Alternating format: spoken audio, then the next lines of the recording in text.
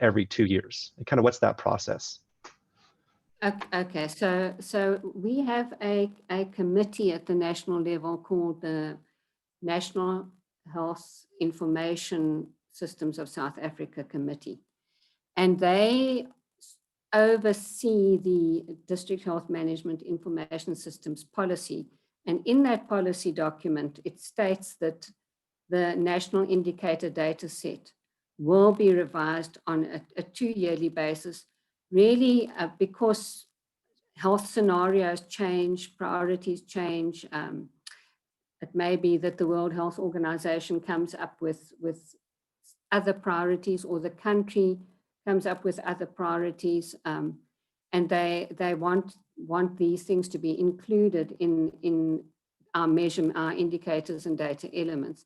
And then some things may fall away, become less important over the years because the country has addressed those kind of issues and has progressed beyond where that is an important, very important indicator for us to measure. An example would be, we've actually stopped in this, we did a review this year. It was introduced in April of 2020, which is the start of this country's new financial year, where we were collecting data on underweight children.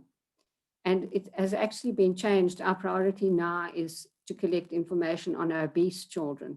So that would just be an example of why the data set is revised every 2 years. And the process involves consultation with the programs to make sure that we are addressing their current priorities. Right, that's really interesting, and I think it sounds like a really good best practice to build in that standard operating procedure to update your minimal data sets on a routine basis. So that's really, really interesting for me. Now the questions from the team here are coming in quite quickly. So 3 for you. We can just go one by one. Would you be able to elaborate a little bit more on the pre-submission stage? Exactly what is involved with that, and how do you go about it? Sure. What we do for pre-submission is that in this country, we have a data flow timeline, which is also part of that policy document. So a facility has to sign off or complete their data by the 5th following the reporting month. And they need to be checking their data prior to doing that and picking up things like missing data, outliers, validation errors, etc. Then it goes to the sub-district level, who would use that same template, that pre-submission data validation template, which shows them how to do all of these data quality checks. And when they pick up errors at the sub-district level, they have until the 10th of the month before they have to submit it to the district level. So within that 5-day period after the facility has submitted the data, they have those 5 days till the 10th to check on their data quality. And then they send that feedback to facilities, and facilities are then expected to correct whatever they have found, whether it's a validation rule violation or missing data or an outlier or whatever's been picked up based on the pre-submission report that they have been given. And that exact same process then happens at district level. District level have 5 days before submitting it to the provincial level, and that anything that they pick up, so anything that's missed in the previous, by the previous levels will then be fed back to them and passed up. So the idea is that by the time you are ready to export your data to National Department of Health, which is in a separate database, by the 30th of the month, that data has to be exported to National. And the idea is that you would have then picked up the majority of the errors before that export takes place on the 30th. Right, okay, I think that's quite clear, thank you.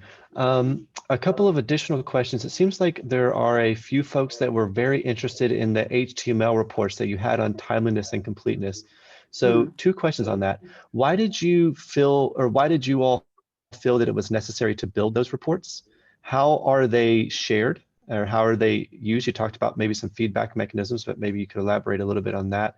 And would the template for those reports be something that you would be willing to share with other countries? I'm very sure that people would be willing to share them. So I'm not sure how it happens in other countries. We actually just found that this methodology of assigning standardized data sets to a facility and works very well for us. So what happens is that a facility is assigned these particular data sets, and then we have a scripting process where they are flagged as expected reports from a facility. And then the script looks to see whether those reports were actually completed. And in this case, as we said, it's by flagging those that clicked on the complete button. And then the actual report was obviously developed by our software developers once they had heard what our criteria were. And then this report is actually put as a link on the data quality monitoring dashboard. So a facility can, or a sub-district, whatever level, can go and click on it and analyze it at any stage during the capturing period. Yeah, so that's how we use it, how we calculate it, and how it was developed. And so I'm sure that if there is anyone that would be interested, that can, the script that we use and the software code that is used can be shared with whoever's interested. That'd be great. I think we might task Nora to follow up with that one and see if we can't get the HTML script for that and put it onto our resources. Still some more questions, actually. Would you be able to elaborate a little bit more on how the DDC monitoring worked? Okay, so we are expecting them to capture every day. So we use the pivot table option, and we have a filter that shows the days of the month. And when that is selected, it would then populate what was captured on that particular day of the month. So we set up our daily data capturing dashboard to show the level 5, which is our facility level, and our level 6, which is our service point level. So you will see which consulting rooms were reporting, and then that aggregates up to how many of the service points reported when you look at the OU5. So basically what we do is we put into the filter all the data elements that they are expected to report on, and then we use the count so that it counts all the data elements that they actually did capture on that day.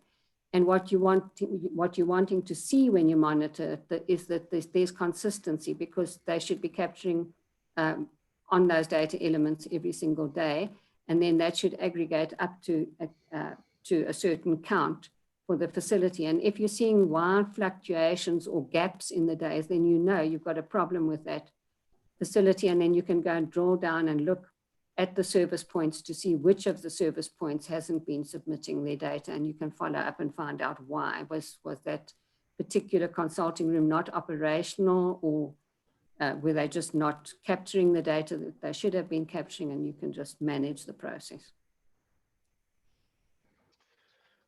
Right, and then still some more questions. This is great. Please, we have a little bit more time here, so if you have any questions, go ahead and put them in the general QA channel on Slack. Additional question was, does South Africa motivate facility or district staff in charge of data entry or in charge of entering data into DHIS2? Do Do you provide them any incentive or anything at all? No, but that's an interesting comment because we have been thinking about providing some sort of a data quality reward to best performing districts and best performing provinces when it comes to timeliness and completeness. But for actual data entry by the data capturers, no, not at this stage. An additional question is it easy to communicate, or how exactly do you talked about some feedback channels that you have. How easy is it to communicate to people at lower level to correct and send data quality issues? Right, it's not difficult because we have a particular cadre of people that are communicated with when it comes to information. So we have facility information officers, we have sub-district information officers, district, provincial, and then at the national level. And then the facility information has the data capturers under them. And we do also have data capturers at some of this. Some of our capturing obviously still takes place at the sub-district level because of connectivity issues at facilities. But so basically that feedback is given via the pre-submission template, which is given to the information officer at the level below, and they then follow up with the particular facilities data capturers and also facility managers. There's also, in our policy document, there is they're very clearly stated responsibilities for certain people. For instance, a facility manager has certain things that they have to do with regard to information. One of them is that before submission of data, they must have a review committee within the facility where they look at their data, and the facility manager actually has to sign off on that data before it's sent to the next level. They also have to prove to the Auditor General that they've done reconciliation of their data, which is why we have this rapid internal performance data audit. So all of these mechanisms do form part of the feedback, but generally the feedback loop is via the information department. Great. I think we don't have any more time for questions. We need to take our break. There was one comment about how can we get access to support or technical support. This is what I was talking about earlier, where we have an assignment today. Your assignment today is to go in, answer 3 questions. You'll find that under today's session, and tell us what kind of technical support that you need. And there are folks at HIS South Africa, as well as the other HIS around the world, that are able to provide that technical support. So the #1 takeaway from this academy is do not suffer in silence. If you need help, there are people to help you. So please fill out those questions for today's assignment and tell us exactly what kind of help that you think you need. And we will make sure that it is provided to you. Jenny, one last question is, are the standard operating procedures that you all have made, could you tell us a little bit about like what's the process of making these? Were you part of that process? And are they actually something that could be shared outside of South Africa? Could you, as an example for other countries to follow? I can find out about that because they are the government material, but I doubt whether they would have a problem with them being shared. There were a number of partners in the country that were part of the process of helping the National Department of Health to develop the policies and the SOPs that go with that. And it is also something, those were also signed off by the Minister of Health and the Director General the country. So yeah, so it is government owned, but it was a process that was introduced through partners that support the government. But I will certainly find out for you. If we are free to share them, we can share them with pleasure. Great. Okay, thanks. One last question for you, then we'll let you go. How much time, kind of roughly speaking, does it take to perform the data quality checks and controls at each level, would you say?